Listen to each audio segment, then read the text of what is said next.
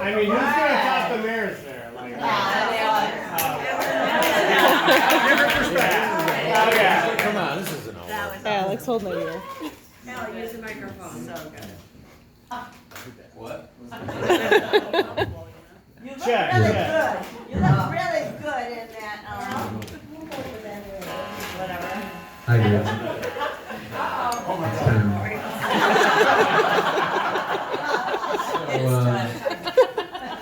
What is there to say about the man in blue?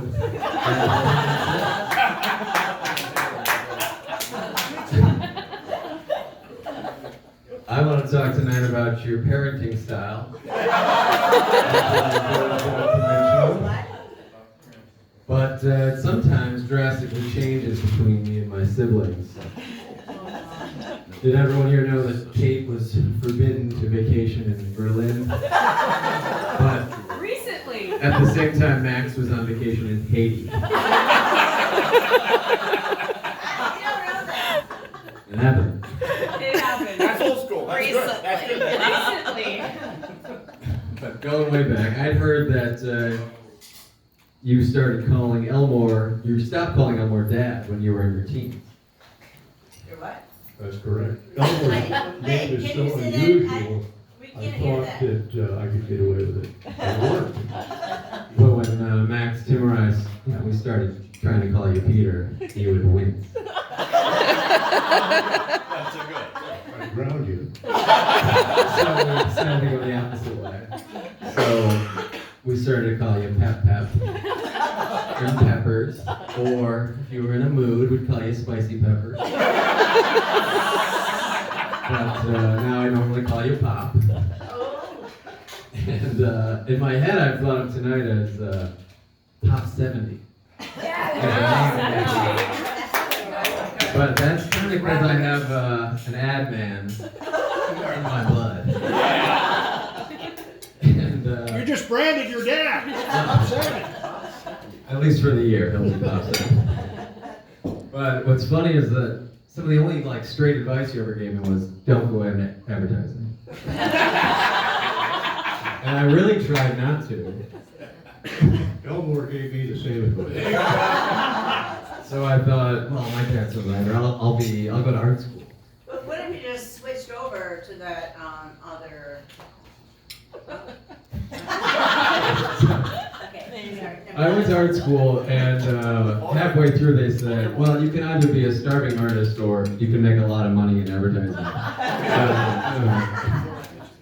So we did have fun trading advertising war stories when I was at Ford, but I thought it was better that I ended up leaving advertising just as you did and as your father did before you, and I thought that was way more gratifying. And so I inherited that trait of kind of blazing your own trail that you instilled in all of us, and me and my siblings as well. And I think that you took that whole idea of going your own way, doing it your own way, in the way that you raised us, including in the way that you would take us, when I was really young, you would take us to the movies that you would want to see. So when I was in first and second grade, we would see Terminator 2, and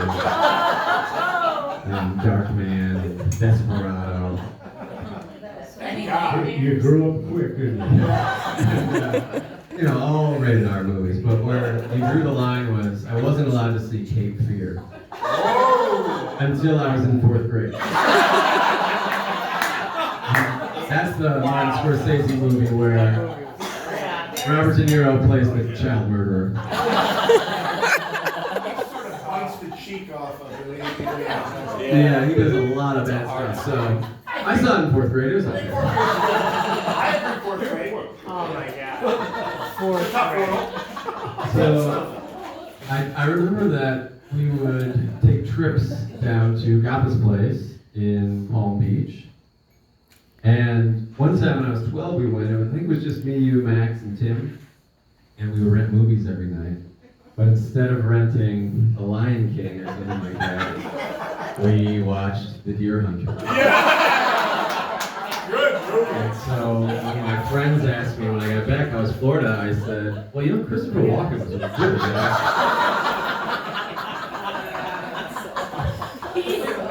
So what you're saying, you were way ahead of the game. Pretty much, yeah. It all seemed very normal to me as a child. Yeah, everyone watches Deer Hunters. One best picture. Another thing is that when I was younger, you didn't really want to go to the obligation events, the Little League games and stuff. And I fully understood that. I didn't want to go either. I went to all of your Little League games. Well, I think maybe when I was quite young, but I do remember in 8th grade, I had an art showing, and you said, do I need to go to this? And I said, no. Because I'm serious, I didn't want to go either, but I think we have the same aversion to obligations. Maybe I inherited it.